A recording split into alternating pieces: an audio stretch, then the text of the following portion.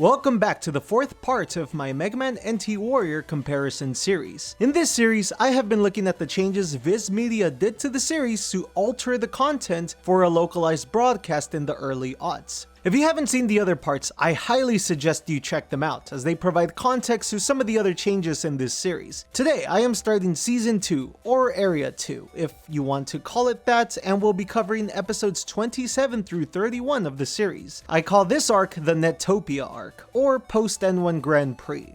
Please note that episode 27 was never dubbed into English. With episodes like these, I like to look at the content and give a quick summary and my thoughts on what changes would have occurred had Viz dubbed it. And with that, I'd also like to mention that this batch of episodes contains another general localization. Amaropa is a country in the EXE world that functions as a portmanteau of America and Europe. The name of this country has been localized into Netopia in the English adaptations. This is a change that is reflected in the Battle Network games' localizations as well, albeit slightly inconsistently.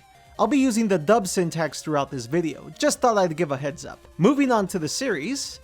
Episode 27, The Japan Only to Become an Idol. This episode is Baby's introduction to idol culture. It features an idol named Aki, whom is not quite a net navi, becoming self-aware, so of course the plot would involve fighting her at some point. Furthermore, this episode is a follow-up to the previous episode, which was also not dubbed. Anyway, this episode has a ton of fan service. You get to see pretty much every main character in this episode wearing their birthday outfits, which may be part of the reason it was skipped. It also features Maddie making a direct reference to the setting of the series being in Japan, which is something the dub makes many efforts to avoid. Later in the episode, it also has the main male cast in idol gear, which, alright, now I get it. The larger plot also involved idol children getting literally kidnapped, so it's definitely an episode that might have crossed the line to some producers. When Aki starts fighting back against Mega Man, I'm pretty sure her weapons would have gotten censored, considering she launches a realistic looking axe and a more realistic looking sword than the battle chip swords. That alone would have caused the weapons to be blurred. Mega Man also uses swords in this episode, and they would also have been censored.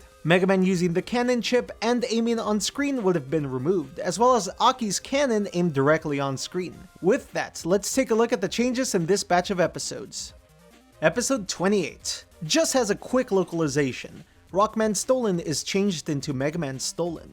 Mr. Match, when shown originally, is in his swimsuit. In the dub, he has shorts added to him. Additionally, he talks to Meilu and is surprised when he realizes that Lan isn't in the island nation for a rematch. Consider this a mild inconsistency, since the dub doesn't explain why Lan and the rest of the cast are separated, but this is a follow-up to the two previous Japan-only episodes, where the cast goes on vacation, but Lan decides to split halfway to go to Netopia. This episode also marks an interesting transition in how Mega Man aims his buster on screen, as he does twice in this episode in both versions, with the dub just cutting out a few frames of the buster charging up before firing. However, Mega Man directly shooting his buster still seems to be a problem, as it's cut out. This isn't an edit, but this episode ends with the "to be continued" text, Suzuku, on screen, and the English version actually keeps it. This is pretty incredible, and something I'd never thought I'd see at that point in history. Episode 29 has been retitled from Trap of the Poisonous Snake Lady to Snake Man's Survival 7. Miss Millionaire being served wine and drinking it is cut out. The store that Lan walks into to buy a purse for his mother has the storefront and name localized in every shot the name originally appeared in. Inside the store, the price on the bag he wants to get his mom is also converted from yen to dollaroos, and in the background there's tons of text edits to reflect this change.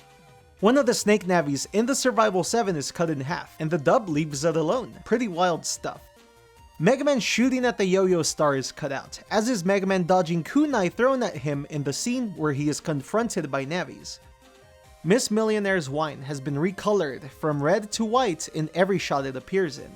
Miss Millionaire watching a recycled shot of Mega Man aiming his buster on screen is also cut out.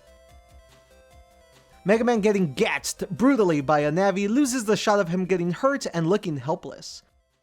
Snake Man getting bashed by Heat Gut style Mega Man has a flash to obscure the point of impact. The game cleared text is reoriented and the language is touched up in the dub to be more accurate.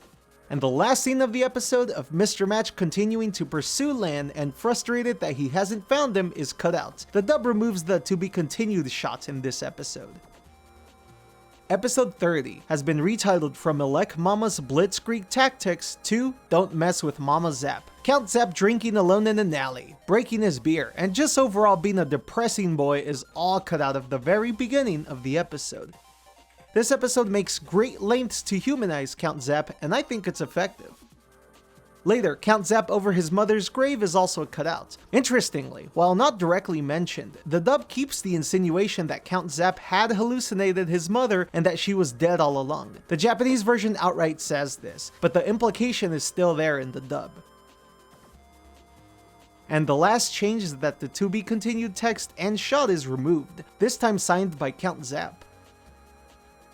Episode 31 has been retitled from A Splendid Curry Battle to The Great Curry Battle. This episode begins with a lightning-fast Star Wars text scrawl that is cut out of the English version. And considering that this text scrawl is all in English in the Japanese version, the grammar isn't too terrible. Seriously, this could have been a dumpster fire of laughable English, but it's not that badly written. Kudos to Capcom. I wish they had made this much effort in their localizations of most of the Battle Network games, but hey, hindsight is 20/20. And surprisingly, this is the only change in the episode.